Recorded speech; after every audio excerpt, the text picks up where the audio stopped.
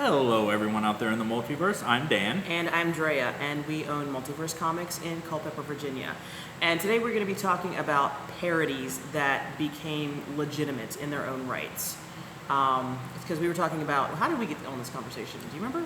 I don't really remember. We were just thinking topics for videos, and we were thinking about, I think we thought about Turtles first. I think you thought about Turtles, and I was thinking about Whiplash, because Whiplash was kind of a joke character, not a parody, but he was a joke character, and then he was legitimized in Iron Man 2. And so then we started talking about how there are parodies of other things that became legitimate in their own right. And so Turtles, I think, would be a good starting point. So why are they a parody, first of all? Well, they're a parody of Daredevil. Okay. You know, it's like Daredevil has the hand, the Turtles have the foot. Foot Clan, yeah. Daredevil's, teacher, sensei was Stick. The Turtles had Splinter. Okay. Yeah, so, No, what's the ooze?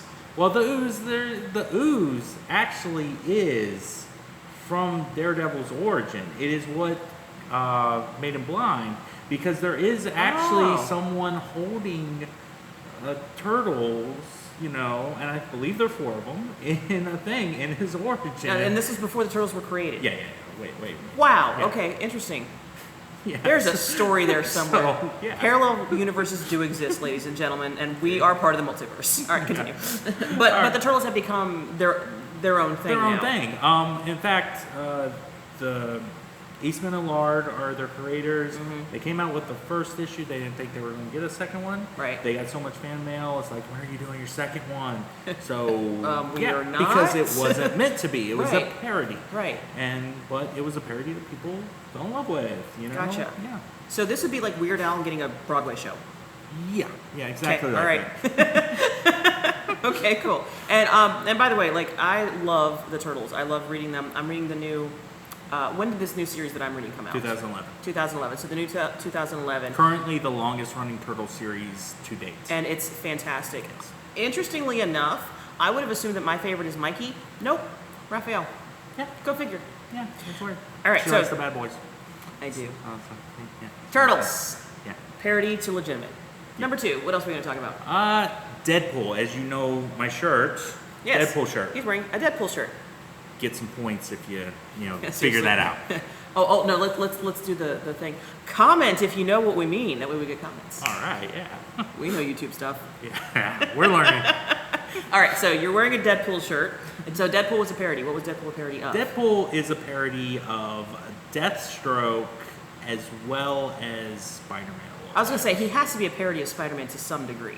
To some degree. Because you love the person that you're most like. Yeah, And let's face it, he's in love with Spider-Man. Yeah. The main thing was, though, parodying the ultra-violent assassin character, though. The humor came from a Spider-Man level area, though. So you have a soulless assassin parody. So instead of having a soulless assassin, you have an assassin who has no brain.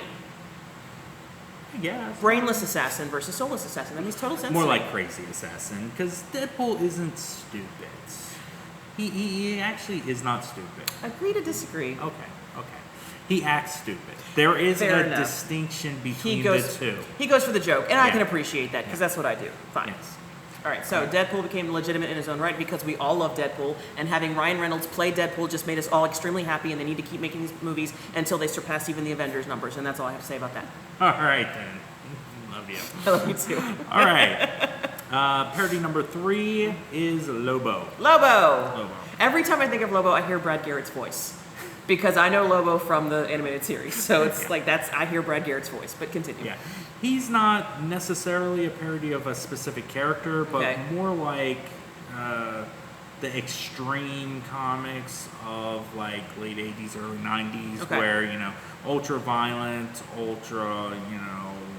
trying to be, what's the word I'm looking for? So is he a parody of the Silver Age then? No. I'm thinking the wrong Silver era. Age is like 60s, 70s. Silver Age 60s, 70s. Forget I said that. Yeah. He's a parody of, the ultra violence, extreme. The edgy Edgy characters, yeah. Very edgy. He also is probably a little bit, if you want to base him on a character, a little bit on Wolverine. Okay. You So these parodies are kind of crossing universes here. Yeah, usually comic companies make fun of the other Yeah. all the time. It's That's because they what were all do. friends to begin with. Yeah. I mean, Bob Kane and Stan Lee It's were like, friends. the Squadron Supreme is basically, Marvel's Justice League, for instance. Yeah, exactly. You know. So, it's interesting because whenever I think of Lobo, also besides Brad Garrett's voice, I also think of Kronos, however you want to pronounce it. The guy who, like the guy who ate all his kids and Zeus killed him. Oh yeah, okay. Him. Mythology Kronos. Mythology. Because I have so many Cronoses in my brain Always that I have to think of which one she's meaning. Always assume I go to classic literature. That's my go-to. You know this. Because I was thinking Kronos, the DC villain that travels through time and stuff. It's like, it's No, not him. which he got his name from the mythological one. Of course he did. Yeah. Yes. So, but anyway, I think of him too because wasn't there something with Lobo like killing kids, his kids? Oh yes, Lobo. He killed his entire race, and that includes any kids that he has.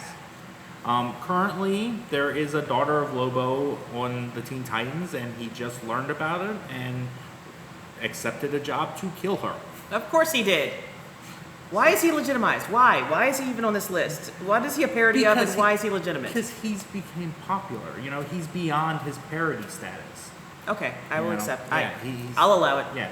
A parody is something that's supposed to just, exist and then go away. So it's supposed to be a one-line joke, and it becomes a play. Yeah, exactly. Sorry, I kind of said the same thing again, but there it is. So the one-line joke becomes popular enough that you have to start making more stories for it to continue the series. Yeah. Okay. And point of fact, Lobo's creator hates him. He really hates that he became popular beyond any other parody. The other two we talked about, their creators, they like their characters. Mm-hmm. Keith Griffin hates Lobo. He hates him. And that does happen. I mean, like, that happens in literature. The creator of Winnie the Pooh hated his character, not because of the character itself, but because it became so popular that it kind of ruined his life. Mm-hmm. So, now he probably has some... who was the creator of Lobo?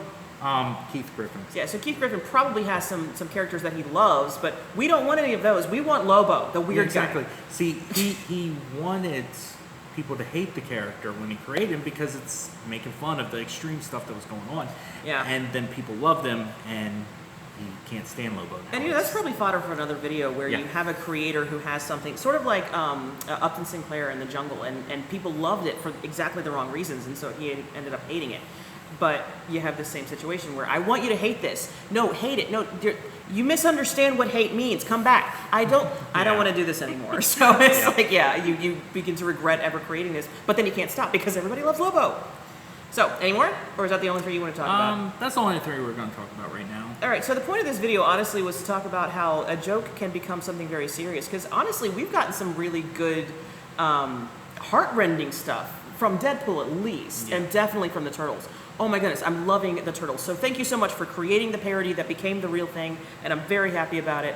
And it gets me more excited about comics than I have since I started reading, like, anything from Batman. So they're not going to replace Batman comics. It's not going to happen. But I love the Turtles. No, Batman's always the best. Always. All right. So thanks a lot for listening, guys. Please don't forget to like and subscribe, and we will see you in the multiverse.